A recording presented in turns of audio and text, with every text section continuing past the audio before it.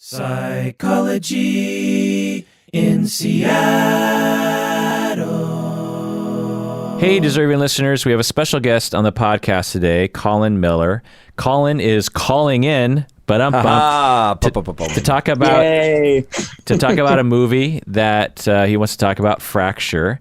If you remember, Collin was the fella who sent in the audio clip that we talked about ghosting on, and so Collin is turning out to be quite the creative contributor down there in Texas to Psychology in Seattle, our special Texas correspondent, if you will. And Collin wanted to talk about Fracture, so let's get into it. What do you say, guys? Let's do it. I'm ready. This is the Psychology in Seattle podcast. I'm your host, Dr. Kirk Honda. I'm a therapist and a professor. Who are you, Humberto? My name is Humberto Castañeda, and I design marble mazes. Who are you, Collin? I'm Collin, and I work on elaborate fixtures that carry balls. Wait a minute. Are you in the same field as I am? That's impressive. I thought there was only a few of us.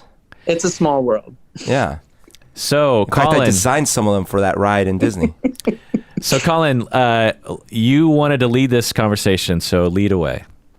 Okay. Well, the main reason and by the way, if anybody is listening and wants to watch the movie, it is right now, I don't know for how long, available on Netflix. Just type in Fracture, you'll know. I think Rosamund Pike is the poster for it. She's the one from Gone Girl. And I wanted to talk about this film because I think it's overlooked. I enjoyed it when I saw it in the theater, and nobody really talks about it. And I'm a huge Anthony Hopkins fan, and I think this is one of my favorite performances of his, even though that's quite a catalog. And I actually mostly wanted to raise the question of his attention to characters, attention to meticulous detail. And I was wondering if you, Kirk, and you, Humberto, had any thoughts on where that comes from? What kind of person is that meticulous?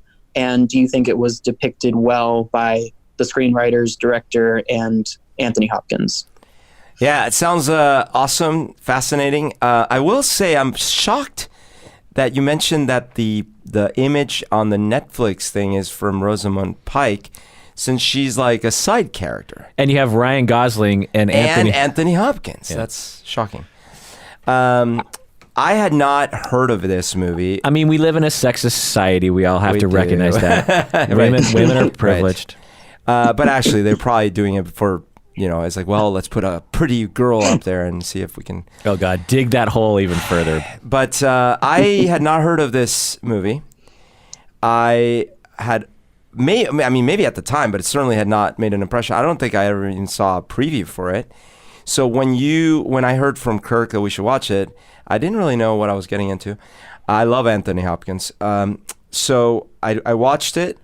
I enjoyed it. I have some complaints about it, and I have some things that I liked about it. In general, the question about was, what about the depiction of someone that's really focused on attention to detail? That I do think there is this trope in entertainment of superhuman humans that can be so ultra focused and so sort of flawless in their execution. We see it all over the place. We've many times talked about Sherlock Holmes and what's his name, Dr. Gregory House. But it happens in a lot of other contexts, right? You'll have the Mindhunter, right? You'll have the war movie, and it's like, or action movie, and it's like, well, they're bringing in Joshua. Not Joshua the sniper. Yeah, he's never missed one target in his life. Those kind of things. And it's sort of a trope for humans, right? We like to think there are some of us, or some very few of us, that are so perfect, the perfect martial artist, all these things. Yeah, I don't know if this is a term, but you could almost call it competence porn. Yeah, I love it. If it's not a term, it should be a term. Term porn. We get we get off on watching people that are just like ultra competent. Yeah. In this inhuman way. Right. And so they set him up right from the beginning of the movie. They're like, I was having a little trouble understanding what is it that he does, but they at the least show us like, oh yeah, this dude is so good at what he does that while he's setting up some little marble craziness, he walks by and points to a diagram and says, "That's the flaw," and walks off and rides a super fast convertible sports car. I think it was a plane crash. Yeah, he was determining what had caused the crash of an airliner. Yeah, or something. And I get the sense that he was a high-end consultant or something like that. Yeah. But anyways, do they ever specifically say what his job is? I know that he owns Crawford Aeronautics, but I mean, was he the creator of those planes? Maybe. Yeah, they never explained it. It was very, very briefly depicted. He's high-end, high IQ, perfect execution, ridiculous attention to detail. Yeah, Collin, what do you think of that character in that depiction? Well, I actually started to empathize with the wife character. I think she's a really good actress, and I guess I'll go ahead and start off with a triggering moment when she gets shot, which isn't a spoiler because it happens in the first 20 minutes of the movie. I feel like we should spoil the whole thing. Yeah, spoiler alert. If you haven't seen it, it's going to be spoiled. But yeah, so I don't know if you guys are familiar with the film Matilda, but it was a childhood film of mine, and she played Miss Honey. Oh. And I had this like, I don't know, she was such a breath of light in that film. Right. So I've always had this kind of vision of her whenever I see her again. If she was on Mad Men for a little while. I still have her in my head as Miss Honey, this like perfect woman, I guess you could say. Yeah. And so like to see her, unceremoniously just shot in the face by Anthony Hopkins was chilling, to say the least. That's a good point. But I found myself connecting with her because there's something about his gaze, and I know that this is also it's Anthony Hopkins. He has one of the best looks in movie history. I mean, he knows how to look at people on screen. He just knows how to do it. But his gaze was just so menacing. And what I started to think about while I was watching the rest of the movie is how it feels to be the receiver of that gaze and how horrible that must be. And how she might have maybe that contributed to her having an affair, which we also find out very early on that she's sleeping with a hostage negotiator. And so anyway, I was thinking about the kind of pressure that it puts on people who are, who have to interact with characters like Anthony Hopkins. Yeah, I will say, by the way, for all you listeners who don't mind spoilers but haven't actually seen it, the real brief setup is that we see this super high-functioning individual, Anthony Hopkins, and he's seemingly spying in on his wife, and she's having an affair with someone, and then he confronts her at their super awesome house and shoots her dead. And then the next thing that happens is the cops descend on him. He gets arrested by this aggressive hostage negotiator who happens to be the same guy who had been sleeping with her. And now he's awaiting trial, and we meet our lawyer protagonist, who's Ryan Gosling. And the whole thing is about Anthony Hopkins trying to go through this trial with the prosecutor being Ryan Gosling. And then the rest of it, we'll get to spoilers, but the rest of it is that all those dynamics, and that's what's going on. Well, and I think explaining that part is important too, because some people like to listen to the podcast even if they haven't seen the movie, Right. And basically, Ryan Gosling learns over time that Anthony Hopkins had meticulously planned this murder or this shooting so that he would get away with it, and he was like the puppet master, even building up to the crime, right? So that even afterwards, even if he confessed, he would still get away with it because of all these different games that he played to set up a scenario so that he would get off, and he did get off. Well, and because of a distinct lack of meddling children. Yeah. What was your question, Collin, or where were you going with this? I forget. Well, I was just wondering if where have we been? Well, I wanted to ask you, Collin, have you been a target of an Anthony Hopkins sort of person? In a way. So I'm going to be very clear that this person is not a psychopath. She's not crazy in any way. I don't even know how much I like the word crazy because it's not super helpful. But so I don't know if you guys are into astrology, and a lot of it is not necessarily substantiated by any real evidence, but I just enjoy it as for fun. And so she's a Virgo, and she always attributes this to her attention to the way dishes are put up in an apartment. Just to not that anybody listening to this would discover who this is, but in her apartment, she has a system where glass has to be in a certain place. The jars that she reuses for, jams, jellies, marmalades, they have to be in a certain place. Anyway, it's such a system that at one point I put up her dishes just as a gesture of good faith. And she shot you in the face?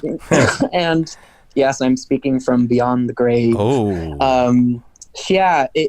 I didn't put them up to her specifications. And she detailed exactly how things were supposed to go.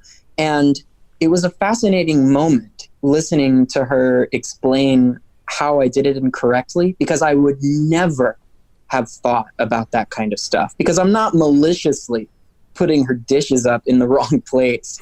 So, and that happened very recently. So it actually happened after I had rewatched the film for the podcast. So yeah, definitely. But did she stare at you the way Anthony Hopkins stared at his wife? No, she didn't. Okay. She was just very, very meticulous about the placement of everything.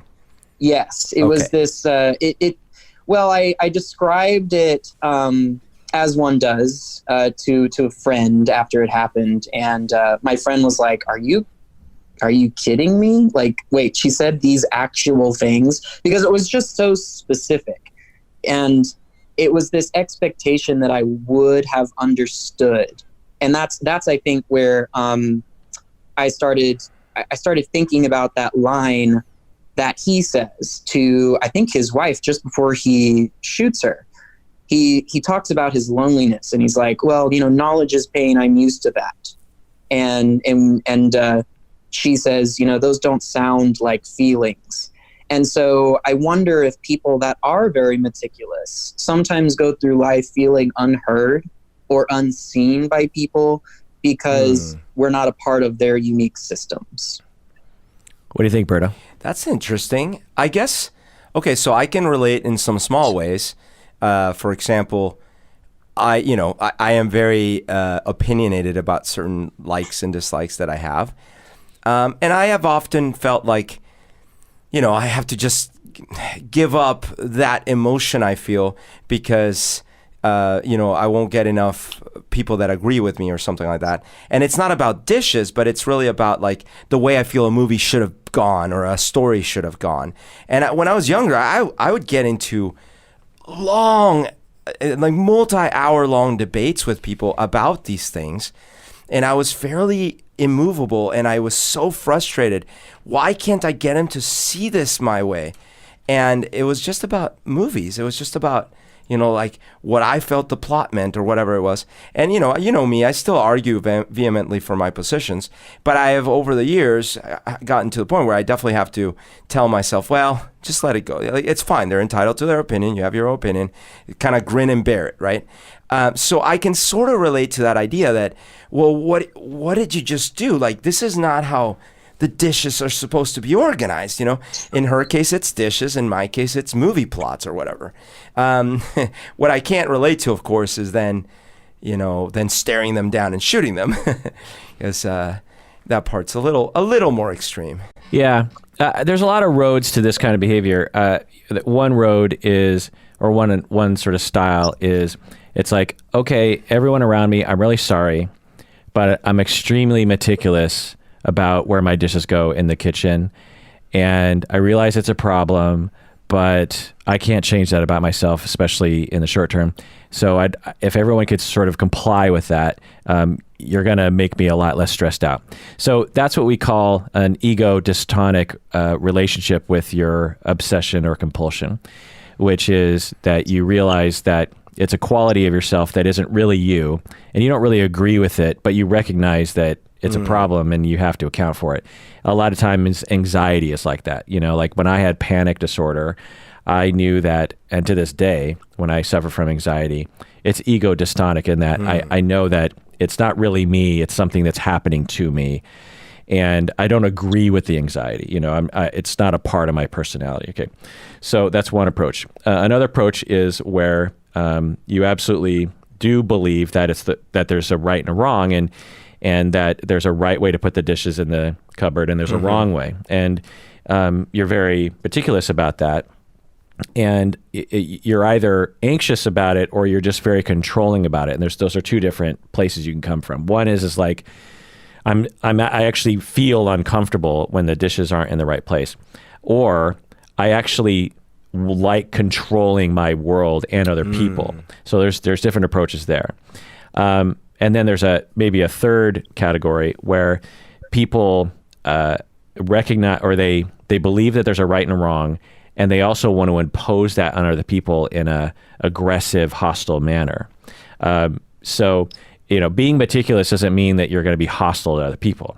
Right. So you have to have all those elements. You have to be obsessive about how things look. You have to be perfectionistic, meticulous. You have to believe that there's a right and a wrong. You can't be like, well, this is just my opinion, or you have to believe, this is the right way, and you have to take that to a hostile place. And people like this either are so wrapped up in their anxiety that they are terrified of letting go of that control and will get angry at other people for sort of threatening them and triggering them, or they were raised in such a way that this was either modeled for them or rewarded in some developmental way that makes them actually believe that they're entitled to make other people feel afraid or uncomfortable for wronging their system, if that makes any sense. Yeah. Another thing that comes to mind is, so the fact that Anthony Hopkins' character is ultra meticulous in everything isn't why he plans this elaborate, meticulous murder. But in movies, they often equate those. Right. Because you would think like, well, okay, so the guy found out that he was being cheated on. Like, lots of people sadly find that out, and it's super hurtful. And some of them do take violent measures, right? But it's not just that. In fact, if anything, the more realistic thing would have been to portray how this is one of those times in his life where meticulous goes out the window because he's so upset and enraged that blah, blah. Instead, think about the traits that must be present for him to coldly, calculatingly, over what must have been a while, planned all the little variables out, all the little things that he was going to do and how it was going to play out, who was going to arrive when, and blah, blah, blah, to get away with the murder of these two people. Like, that's something else. And I guess you could say the fact that he's so meticulous in general might help him in planning such a thing out, but it's not the other way around. Right. I think the movie also fetishized his control, or actually was making a point of fetishizing control in general, because most of the interesting dialogue occurs between Anthony Hopkins and Ryan Gosling, and that's because they're bantering and not, like at that scene on the table where he's telling the story about being on an egg farm and finding the cracks in the shell. It's all a ploy to exert his control over Ryan Gosling. And to me, that was like his ultimate pleasure in the movie, more so than, any kind of love for his late wife, who he murdered. It was the appeal of control. And I don't know, I feel like he was, another sadist and when I say that, I don't mean sadist in a like fantasy way. I mean like a real sadist who legitimately enjoys people in pain. Yeah, it's almost as if he was going to at some point do something horrific, and here was presented with, oh, I might as well do it about these two because they sort of pissed me off. Well, yeah, that's one way of looking at it. Another way, askance from that, is that deep down, like any other human being, he was deeply hurt and afraid of losing his wife when he, however he did, discover that his wife was having an affair. And he coped with that in a way that he probably habitually coped with it by being logical and meticulous about a solution. What's the solution? Well, I have this impulse to get back at them, which is normal. On a small level, it's normal to like yell at someone or, make the other person feel bad, out them somehow. And given that he's also a psychopath and doesn't actually care about other human beings. I mean, he's a terrible human being, Anthony Hopkins' character, which made me wonder, like, why did this nice woman marry this guy to begin with? Right. Because that first interaction where he's just so, I don't know, like he's like Hannibal Lecter. Yeah. And this warm woman is like trying to have a conversation with him, and he's just being a total jerk, but also like demonically jerky. I mean, I got the sense he was older, very wealthy.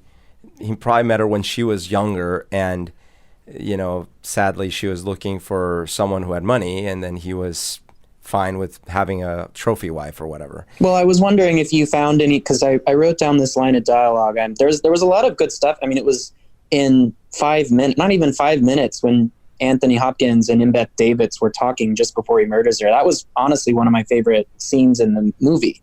But when he said, sometimes I'm at work and I'll start thinking about you and I'll get overwhelmed. It's a crushing geophysical force. And I was wondering if either of you had talked to anybody that maybe at one point fell for somebody with this really intense attraction to them and could articulate it in a very strong way, and then over time it became a little uncomfortable and then extremely uncomfortable as a kind of like manipulation. So I don't know, did either of you maybe get that? Maybe that's why she ended up with him.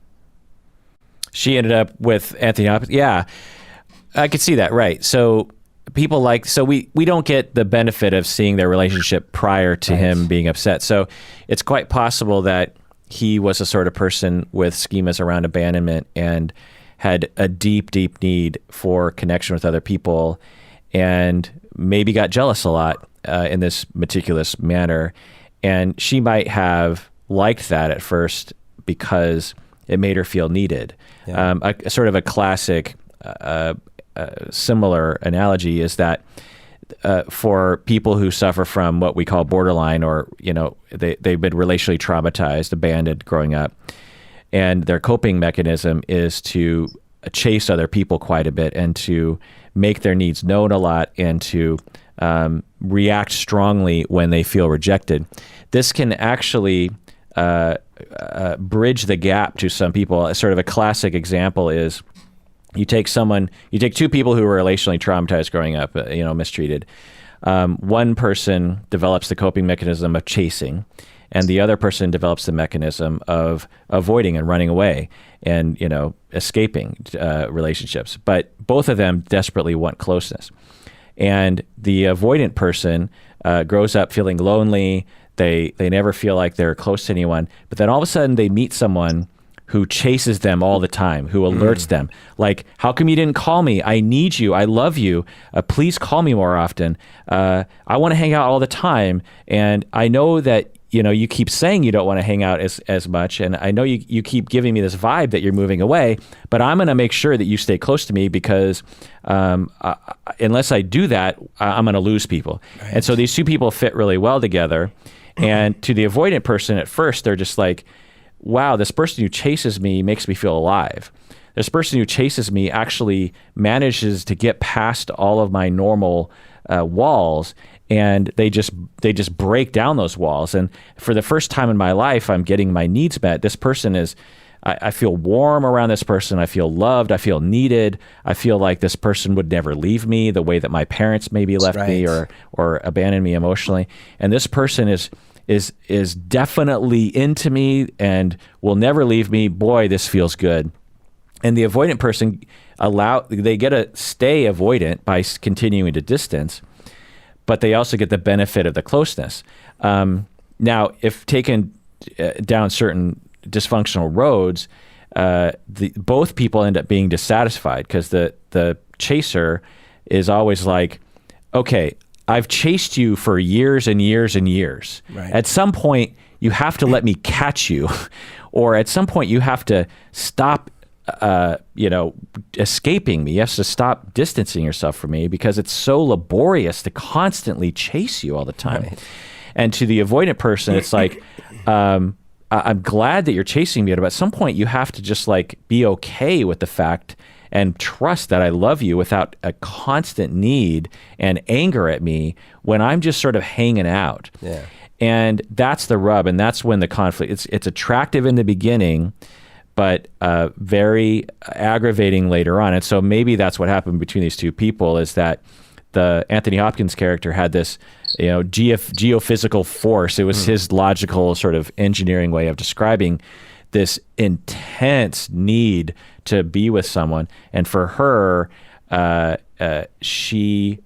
final act of avoidance and distance was to have this affair, which isn't a functional act. She could have divorced him. I mean, but to the avoidant person, it might be hard for them to do that. So maybe that's the backstory to these two characters. Yeah.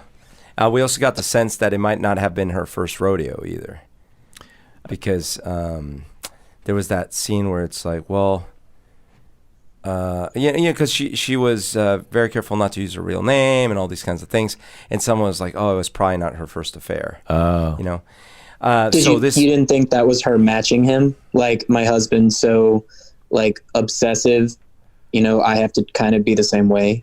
Oh, probably. Yeah. I just, and we have no way of knowing. I just got the sense like this probably had been going on for a long time, either with that dude or with someone else or whatever.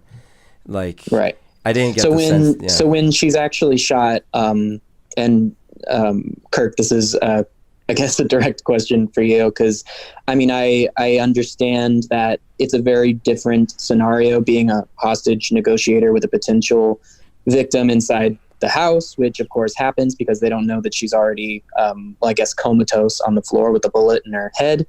But I would say that there's like a similar goal to therapy in the sense that you're trying to invade people's heads. Right. Just joking. Like you're trying to navigate hazards whilst like keeping your patient safe.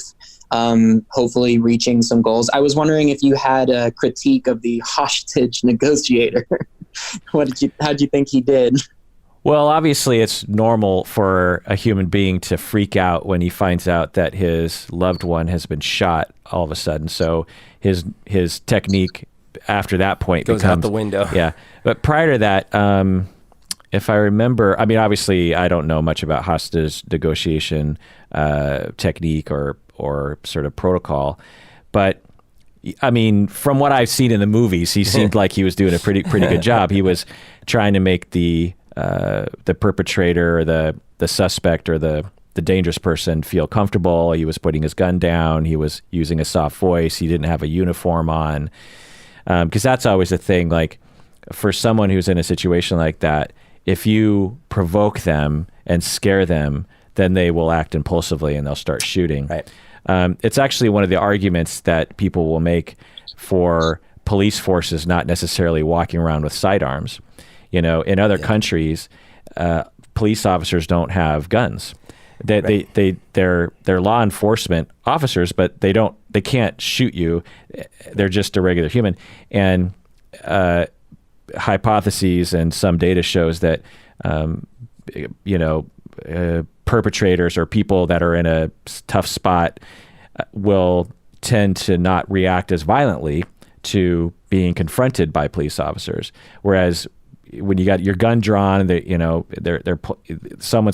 people are coming at you with guns, you just kind of go into fight or flight. Yeah. And some people fight in that situation, and people get shot and people die. What I don't know, and I certainly just don't know the techniques or whatever, but it seemed to me really fishy that, first of all, I found it hard to believe that the negotiator can just walk up, go inside, put their gun down. Yeah. Like, that whole thing seemed like, really? And not only put their gun down, but like, basically he didn't leave it outside where it was in sight by all the other cops and stuff. He like left it inside by the. So that whole thing seemed awfully convenient / unrealistic. But then again, I don't know. Maybe that's standard procedure. Yeah, I'm going to take a guess and say that standard police procedure is for the negotiator not to enter the house unarmed, especially without having any idea like what they're dealing with. I mean, the person could have been delusional and might I mean, just for self-preservation, you wouldn't necessarily. And can't you just become another hostage at that point? Right. Yeah. You're just. Yeah. What do you think about that, Collin? Well, to me, that was something that I felt the writing, like sometimes when you're watching a movie, you feel the plot working itself out. And exactly, I'm with Humberto on this one. It felt like this is what had to happen for the rest of the story to play out. So I'm just wondering if there was another way they could have gotten around it. I guess that means more dialogue, a longer scene. And I know that in a movie, it can't exactly be real life because you have a certain amount of time. It has to flow at a certain pace and plot points and all that. But yeah, I don't know. I didn't necessarily believe that it would have been that easy to get. I mean, in retrospect, Crawford was playing him and he wanted to put his gun down, but wouldn't that have been weird to the policeman? Like, why was it so easy for me to get this guy to disarm? And that wasn't addressed. So I was like, okay. Right. But, and then also, just because he's a negotiator, he's a trained police officer. And as soon as he saw the person on the floor with blood and he started recognizing, I would have thought that he would have reached back for his gun. But again, you could write it off as, well, yeah, but he wasn't expecting to see. His brain was in shock because of who it was. But fine. I guess not very smart or something, or not very able to use his smarts in the moment, because he also would have been able to realize who this other person was. And it would have been a pretty short movie if he just shot Anthony Hopkins. I would have loved it. Yeah. I guess an interesting question, Collin, like how would they have written it? One way you could have done it, which I guess would have been hard, would be like the negotiator is walking up to the house and he starts to wonder, wait, is this the house of the woman I love? Right. But he doesn't know for sure. And so he breaks his normal protocol. Right. Like the other police officer are like, don't go in there unarmed. And he's just like, no. This is, he makes up some excuse. Right. But he can't really say why because he doesn't want to reveal he's having an affair.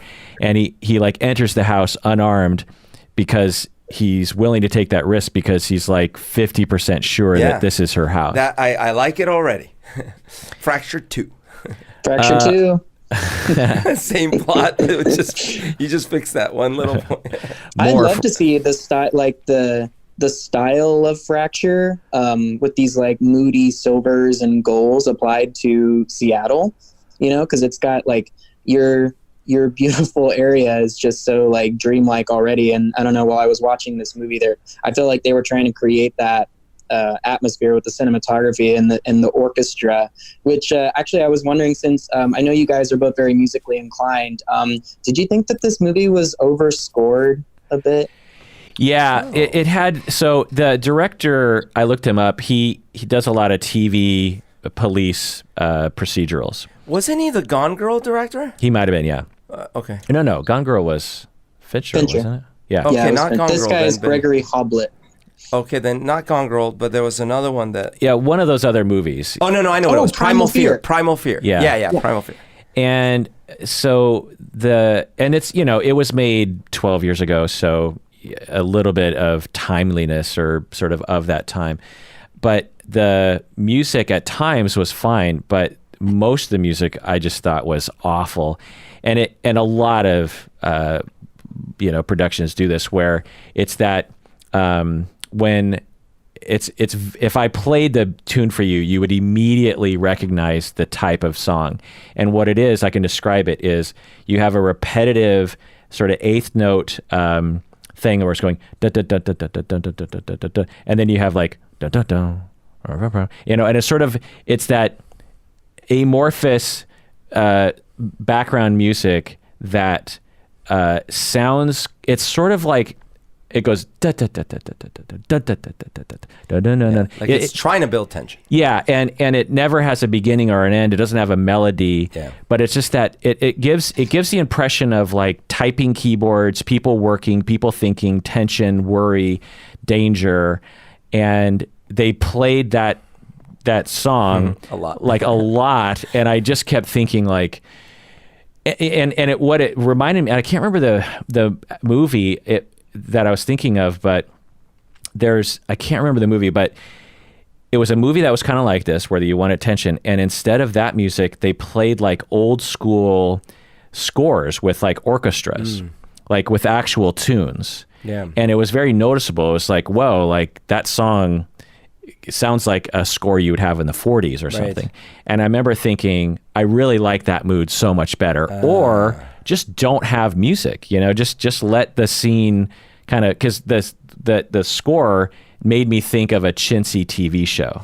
Yeah, so I was going to say that it had, beyond the music, it had a enclosed feeling for me.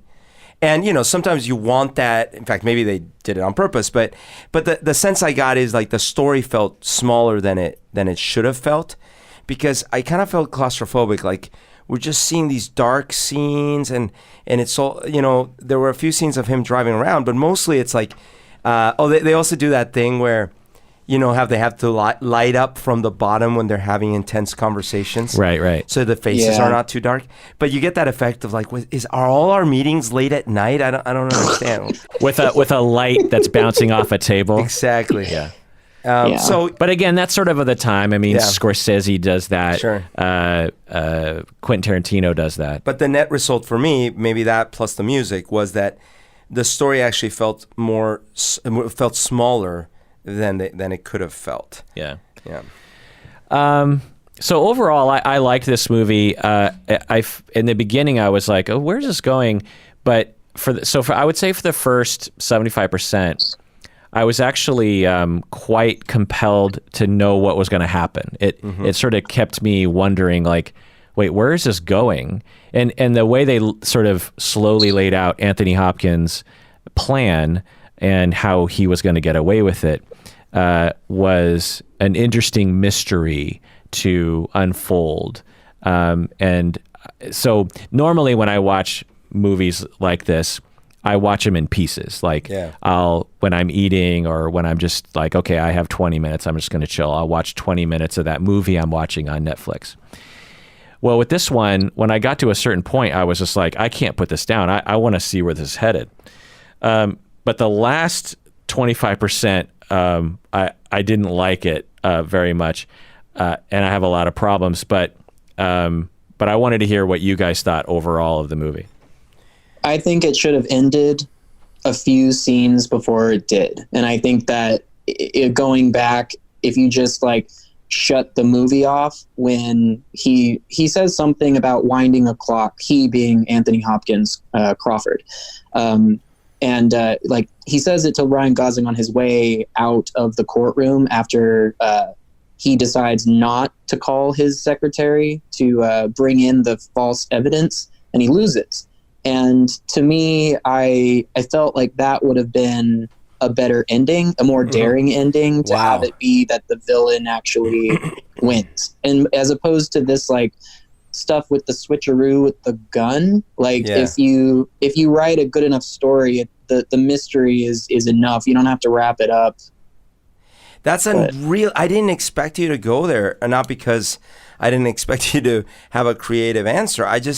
That's super bold. That would have been. Yeah. I mean, they sort of did that. I mean, they did like a 10% version of that, in that they ended just as the second trial was beginning, and we have no idea. We don't know. And now he's got a huge team of lawyers, right? Yeah. I will say this. So first of all, I commend you on your boldness. That's crazy. Second. So, Collin, you must really like endings of movies that other people hate. I do, actually. You referenced Gone Girl, and I guess, are we spoiling that? I mean, however that movie ends, a lot of people were furious. Yeah. I actually loved it. I loved it too. How about the ending of Sopranos? Oh, yeah. Yeah, I love that too. Love it. Okay, great. We're on the same page. Fade to black. Here's what I was gonna say. For on the one hand, I knew right away about the gun. Like like they made it a little too transparent for me. Like because they Really? Yeah, I knew had right away. no idea. Did you know, Collin? No.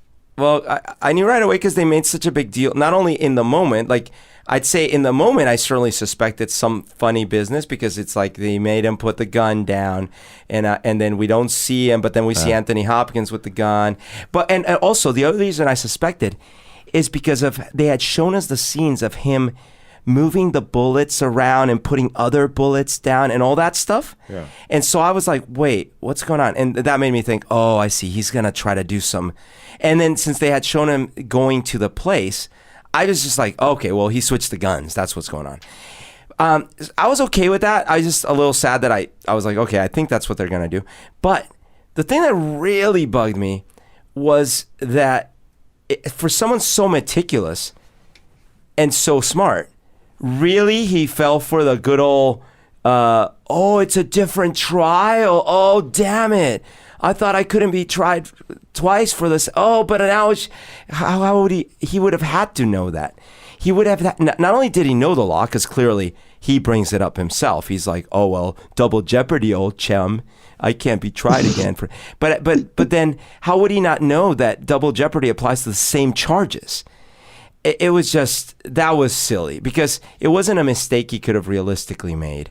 And if his whole plan revolved on that, he also had a lot of time to think through the ramifications of him pulling the plug. So I didn't buy that at all. I would have much preferred something where he does pull the plug and like that's the end. So even, like that dark kind of ending. Now, I don't think that would have made any friends, but... or the other approach would have been find a more subtle twist in that case. Like, it's not that he didn't realize that double jeopardy only applies to the same exact charges. Find something a little more subtle. What? I don't know. I'd have to think about it. But that one by itself was not good. And they needed to cut out that scene of them with the phones because it just made it too yeah. You know what I mean? Like, I don't know. It just made it a little trite, his discovery. Like, did we need to see the phone switch for him to... For when he says that line at the house, like, oh, I noticed something. He could have just said that and then explained. We didn't need that. No, dude, absolutely. In fact, they had the perfect scene when the guy, the cop, the negotiator opens his glove compartment and we see the gun. You could have had the brilliant Ryan Gosling kind of remember, like, see the gun and then later be like, wait a minute. And then he rifles through the evidence. He's like, what? Instead, it was like, oh, cell phone switching. The guns could have been switched. Very heavy-handed. I agree. What about you, Collin? What did you think of the movie overall? Overall, I think the thing that I walk away with are the performances, which I understand is not uber different or interesting, but I just loved the pairing of Anthony Hopkins and Ryan Gosling because it didn't read as something that was put on a paper. Like sometimes you watch movies and you can feel the producers like putting their hands into the bucket and being like, okay, you need to use these people. Like, we got to get them together. I don't know why my producer has an evil voice, but it felt like they were picked because they could develop a really interesting chemistry based on their unique acting styles. Ryan Gosling's doing this like loose yet confident thing that's like maybe not Brando, but it's in that like department. And then Anthony Hopkins is like using his like years in theater and like, because he's a like legitimate stage actor for sure. And he's like being very specific with the script. I think I read somewhere that he reads his scripts like 100 times before he even goes to the first table read. Don't quote me on that. It could just be jargon. But yeah, so I found that their interplay like kept me engaged throughout the movie. And Ryan Gosling is somebody that I find myself defending in terms of his performances because, like, for example, he was recently in Blade Runner 2049. Right. And I thought his performance was terrific. The friend I saw it with said he didn't do anything. They walked away going, oh, well, he he had just the same face over and over again in every scene. And have you seen Drive? He did the same thing there. Well, that's because he's a replicant. Crazy? Because he was so great in Drive. So I don't know, but yeah, I think that was I think that's really what sold it for me. So I have to confess, a lot of things about this movie bothered me. One was actually that Ryan Gosling was at this point in his career still kind of acting, and although I liked Drive, I thought it was fine. I didn't love it as much as the internet loved it. I loved Blade Runner. Yeah, Blade Runner was great. And he did a good job in it. Yeah, I mean, Denis Villeneuve and Ryan, he's so good. Yeah, and Ryan, I mean, it was just so good. I just love that movie, and Ryan Gosling was the perfect character for that. In the same way that Keanu Reeves is the perfect character for Matrix. Are these actors in their certain point of their career varied in their sort of way of acting? No. But they fit perfectly into that character. And so, but I am getting a little tired of Ryan Gosling either choosing roles or sort of forcing his very, very deadpan way of acting into every role that he takes. And because when I see movies like when he was like, I think he was just 20 years old and he was a movie about neo-Nazis. And he was a very young actor at this point. Oh. And he was really acting, like he was really going for it. He had a lot of emotions, very expressive. And in this movie, Fracture, it's sort of like that transition where he's expressing himself still, and he's not as dead as he is now, but he's still kind of going in that direction.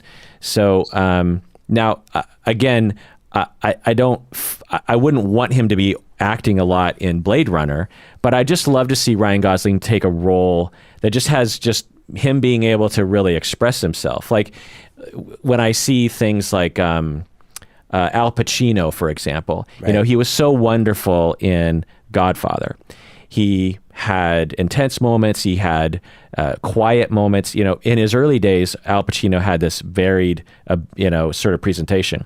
Then he gets The Scent of a Woman and Beyond, and it's always over the top, and he's always got to be screaming, and it just becomes this trope, and it's like, dude, it's like a cartoon of himself. Can't you just try a different mode? And I feel like some actors, they get into this sort of thing where that's what they like, and it's a similar criticism to Anthony Hopkins of like, he's basically playing Hannibal Lecter. And I know he's a very accomplished actor, and I'm not going to argue with that. And I haven't obviously seen everything that he's in, because he's in a lot of things. Like he was in Howard's End, right, and was a very soft character in that movie, right?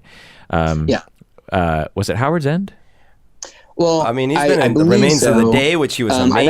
I've actually, that's one of his that I haven't seen. A similar performance sounds like, from what you're saying, would be him in The Human Stain. He plays an older man who sleeps with, and this was years ago, so he has an affair with Nicole Kidman, who of course is much younger. Anyway, that's a very fascinating film that you see a different sensitive side to Anthony Hopkins, for sure. Yeah, and so in this movie, I mean, I guess I hated his character because I think we're supposed to hate his character, but I also just felt like the main moments of his acting, it was like, I felt like I couldn't get over the fact that it was so similar to Hannibal in Silence of the Lambs. Yeah, I do agree. And I don't think it's actually his fault other than choosing the role, because the script was going after that. That's like, well, we want basically a Hannibal Lecter guy right here. Imagine if the script had this situation where, because he's so meticulous, because he's so precise in his line of work and stuff like that, he's got all these other little flaws.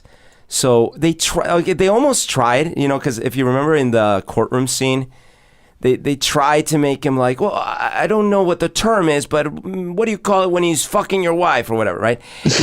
But then the sense you get later certainly is that was all planned anyways. Like, he's got every little action planned.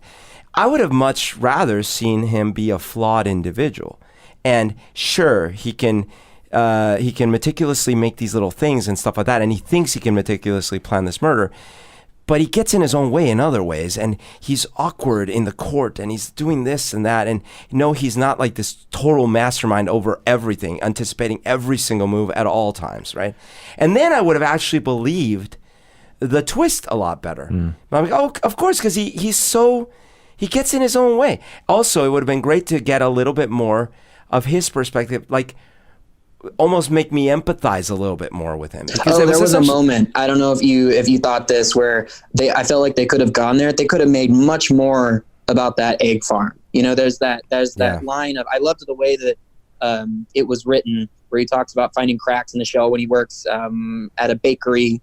And I wondered if there was if there was a way, and again, I don't like when abuse is used as a trope, or just like, let's throw it in there haphazardly. But if it was written in a great way, it wouldn't even necessarily have to be abuse, but we could see like something that formed in him through an experience while he was working on that farm.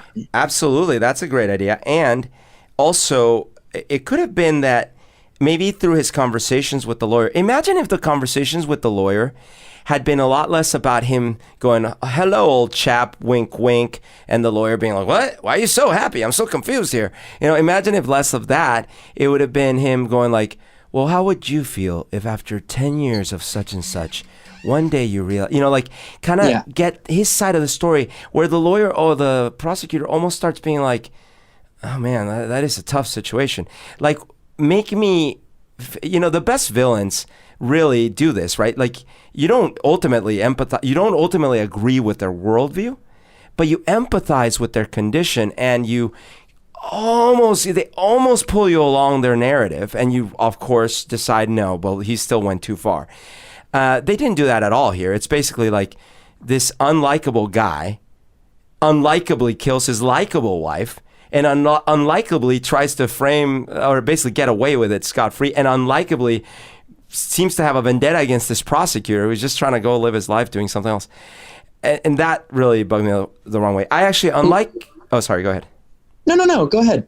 Oh, I was just going to finish with, unlike Kirk, there were some things about, well, maybe I'm not unlike Kirk, just there were some things about Ryan Gosling's underperformance that I felt worked well with Anthony Hopkins' overperformance, and that it created a nice, interesting dynamic.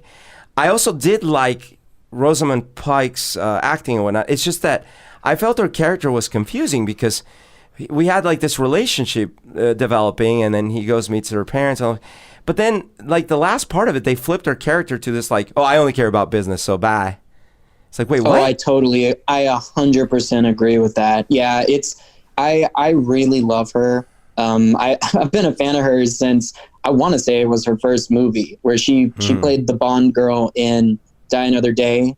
And like, I mean, I'm a Bond fan, but that's not one of the better ones. I mean, I think most people remember. Wait, is that Pierce Brosnan? Yeah, that was the last Brosnan before we then, I think maybe 4 or 5 years down the road, got Craig.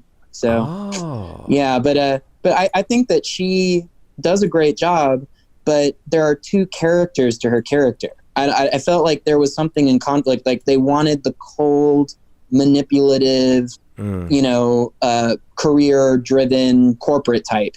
And then they also wanted her to be girlfriend, like that tropey, like kind of perfect girlfriend character that is, really upset when he lies to her. That rang kind of false. I'm like, oh God, I can see her reading this, scene at Thanksgiving with her family and being like, why is my character, who is a lawyer and lies all the time, why is she so mad that he lied? And why is she so surprised that he lied? Right. Well, and she's his boss, right? Did I miss that? She's his boss. Yeah, I was confused too. Because when they first met, I thought they didn't know each other. Right. When we first see them together, but they were already in a relationship with each other. No. Oh. No, you were no, they met at the opera. Oh, so they did meet there.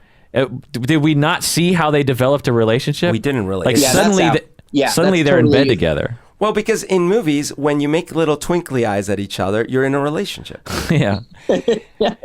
Yeah, the biggest problem I had with this movie, I didn't notice upon as I was watching it. Like, like I said, about the middle portion, I was pretty compelled. There was a part of me where I was like, this movie's totally unrealistic. I'm sure lawyers watching this would be like, that's ridiculous. That would never happen. But, you know, like Gone Girl, there's some ridiculous aspects to that movie, but I was like, okay, we're kind of in a dream world. Yeah. I'll go along with this story. This, you know, it's interesting. I want to know what happens. Right. And but then after the movie ended, and as I started getting a little annoyed at the end, I started thinking about it, and I was like, wait a second. So Anthony Hopkins' plan, we're supposed to believe that his character is super genius, right? And he had figured it all out, and he had, you know, pre-planned everything. His plan was ridiculously risky. Okay, how did he know that his wife never told the cop about him? Right. How did he know that?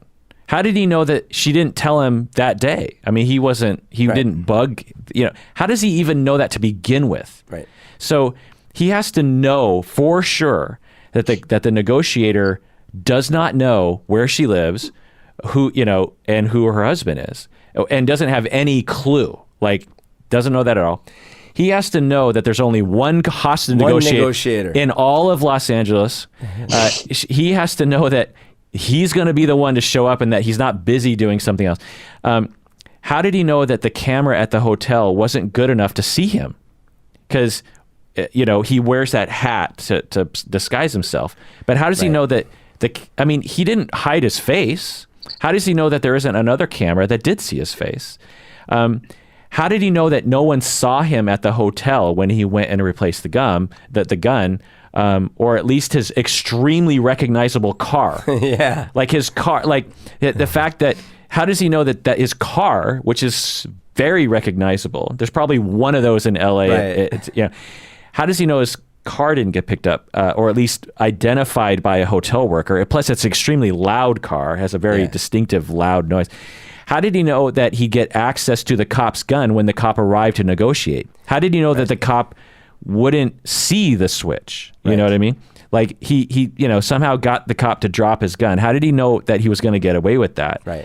So let's say that, you know, he does all this stuff and then he shoots his wife. The cop negotiator shows up and he's like, okay, guns down. And the cop's like, no, sorry, it's protocol that I don't drop my gun. Right. And then the guy's like, and then Anthony Hopkins is going to be like, oh, well, I guess I'm caught. Like, I guess I'm going to jail for the rest of my... I'm SOL. Yeah. That meticulous plan didn't work out. How did he know that the cop would be alone when he got his confession? Because, you know, there could have been other cops who could have heard that and could have been even in the room. How did he know that the confession would absolutely be thrown out? Because, you know, I could imagine other cases where it wouldn't have been thrown out. How did he know that the cop wouldn't figure out that the gun was switched? Like, that's, you know, eventually someone did figure that out. Yeah. So it obviously wasn't that hard to figure out. Well, and that the cop would walk out with the gun, like, because you could have thought as soon as the shots go, or as soon as like they start fighting and everyone rushes in, wouldn't the cops be like, oh shit, there's a gun on the floor, let me pick that up as evidence? And like, there's so many things that. The other thing that came to mind is when he. Why was it even a hostage negotiation? Like, who was informed of that? Because all he did was he shot a gun so that the lawn tenders ran away, and they must have been the one that called the cops, right? We never got a sense of how did this turn into. How did the cops know? Like, oh, we got a hostage situation here. Yeah. Because they told the cops that the wife had come home. Right. So I guess but you're right. They made the assumption wouldn't the more logical assumption be like, oh my God, some intruder is shooting the homeowners from this house that we've known for a while? Why would they know, oh, hey, the owner is taking his wife hostage? Right. Yeah, I mean, I didn't really notice any of these things as I was watching it. Sure. But looking back, it's just, you know, you watch a horror movie and in reverse, you always do this. Like, so wait a second. Mike Myers put a head into the refrigerator and waited in the kitchen for someone to open the door and be afraid, and then he was going to kill the person. Like, Mike Myers has this like really weird fetish about like wanting to scare you before he kills you or something. Or like I was watching a horrible as in terrible as in really poor quality horror movie yesterday, and it was they have this scene. What's it called? It's 31. It's a Rob Zombie movie, but it's sadly one of his worst. They have this scene where this gal walks in through a swiveling door, and as she walks through, all of a sudden the door shuts, and you're like, oh God. And then as she turns around to look, the bad guy shows up in front of the camera behind her. But well, then who shut the door? Did he have a little string attached from the other side of the room? Because there was nothing supernatural in this movie. It's like, it doesn't make sense. Right. And then the last thing that I thought was not terrible, but bothersome was Ryan Gosling's terrible accent. Oh, he had an accent? Oh, yeah. What was that accent? I think it was supposed to be Southern. Oh, okay. I think it was supposed to be like from Savannah or something. Okay, I have a question about this. So, this is probably just me being dumb, but I thought he was doing that as a choice. Like, this guy doesn't want to sound like he's from there, so he's concealing. Did I overly analyze that? Who knows? I mean, that could be right. You might be giving them more benefit than... Yeah, I think they wanted Ryan Gosling's character to be from the South, not from that area. Like, he didn't really fit in. Yeah. He wasn't like an LA native.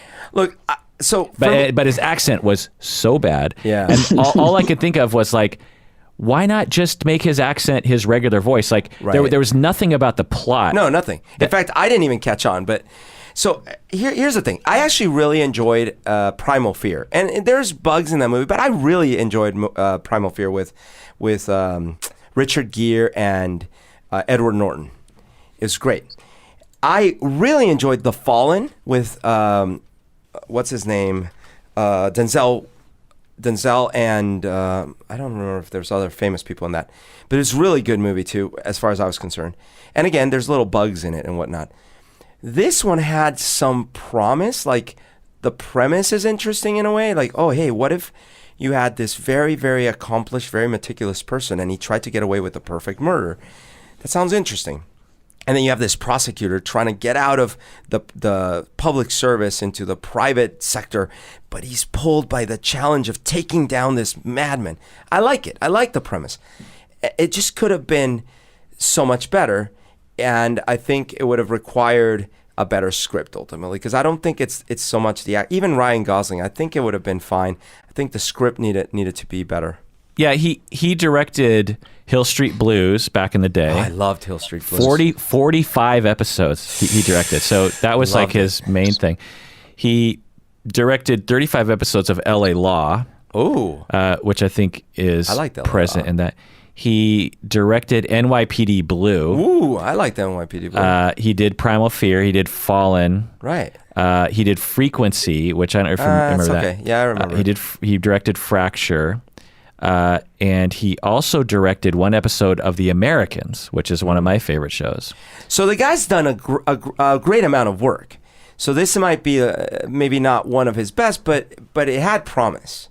Yeah. What do you think overall? Like, Collin, out of 10, what do you think? I would give it an objective 6. Okay. What do you think, Berto? I'll go 5 maybe. Yeah, I gave it a 4, and which isn't terrible. You know, it's like 2 stars out of 5, kind of, meaning that it's watchable. Yeah. And if you're into procedurals and Anthony Hopkins, particularly, I would recommend. Particularly in the middle, like I said, I was pretty compelled by the mystery. Yeah. And but yes, the complaints I had about it were, and there are also some cheesy moments where I just felt like the writers, like you said, Collin, you could just sort of detect the writing. Like, okay, we need Ryan Gosling to have kind of a breakdown emotionally at this. This is the end of the movie-ish. We need him to break down emotionally. So we're going to have him do this scene. Yeah. And this will be the moment where he's at his rock bottom. Right. And it just felt like, oh, okay, I see the writing behind the movie. Yeah. And there were inklings, I think, of better movie opportunities there. I mean, you create the script, so I mean, largely you have to shoot what's there.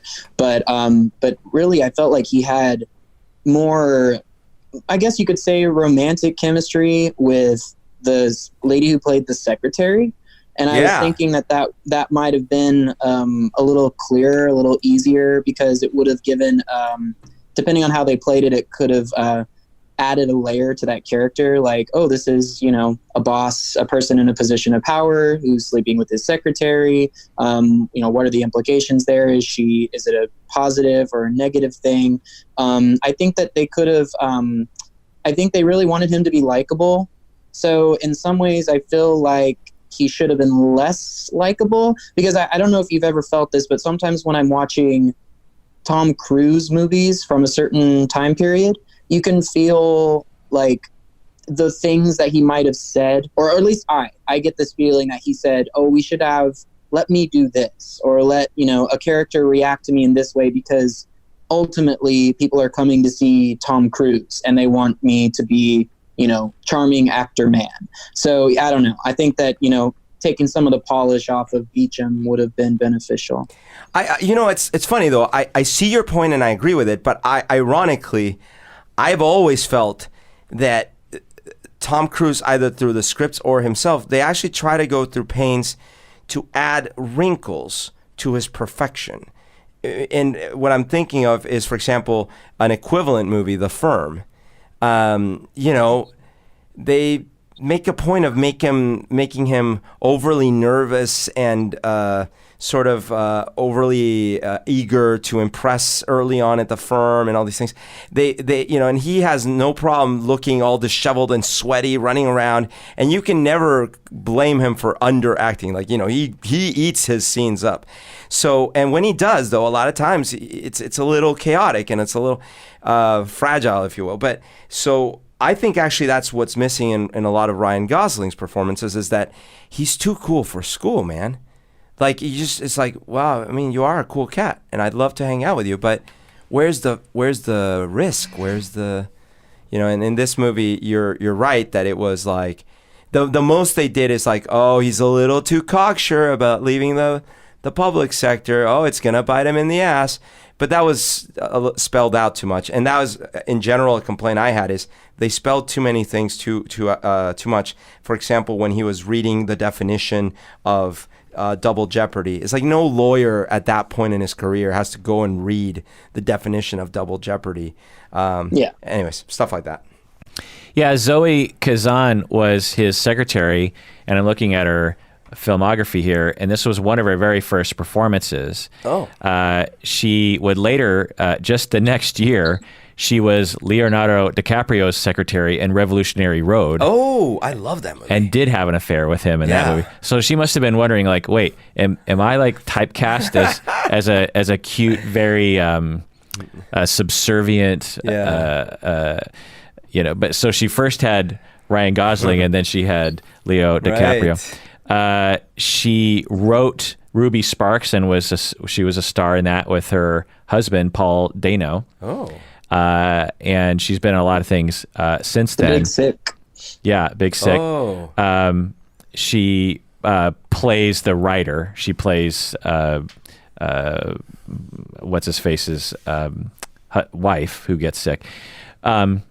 But most recently, you might remember from the Ballad of Buster Scruggs. She's in I think the last story in which she is the hapless traveler west.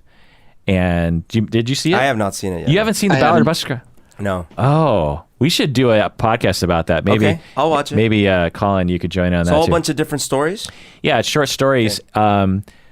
I would love to talk with that about let's do it. Because we'll talk with that. There are some of the short stories in this, Coen Brothers production are some of the most poetic, wonderful productions I've ever seen. And then there are other ones where I was like, okay, that was interesting, but I don't know if I need to see that again. Okay. So yeah, maybe I'll watch it. Yeah, and I really love the one that she's in. It's one of the longer ones. Okay. Hell anyway. Okay, Collin, final word on Fracture the movie. I would say watch it on a rainy day if you're bored and you've got somebody special to you. I think wine would go really great. Wait, with I thought you were going to say someone special to you that you want to shoot in the face. Somebody you're looking to off. Yeah. Yeah. That's good. That's good. Yeah, I feel similar. You know, I don't regret having watched it, actually. There's some movies I'll watch, and they're so bad that I want my time back. I'm okay that I watched it.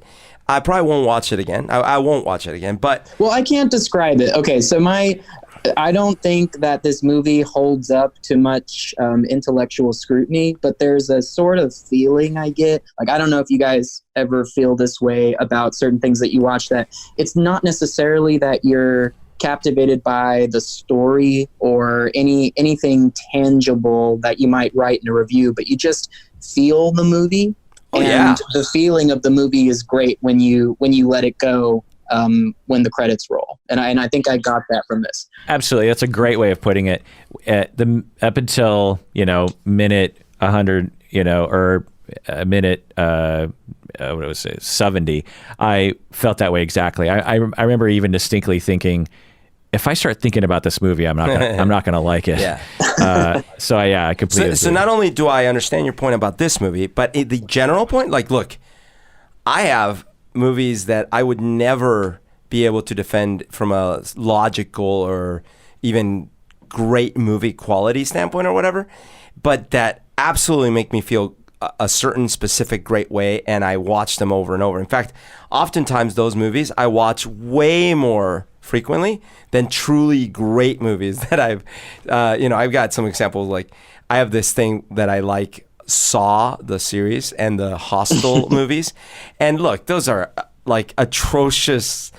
There's no logic. There's really bad writing. It's terrible, right? But I love it. I just get this feeling. And I'm not saying this movie is like that level. I'm just saying I can empathize. Yeah, I get that way with the director of the Mummy films, and he also directed Van Helsing. Like, they don't make any sense, but I just kind of watch them, and like, I'm like, oh, look at the monsters and the corny makeup, and I don't know, it just brings me joy, even though they're garbage.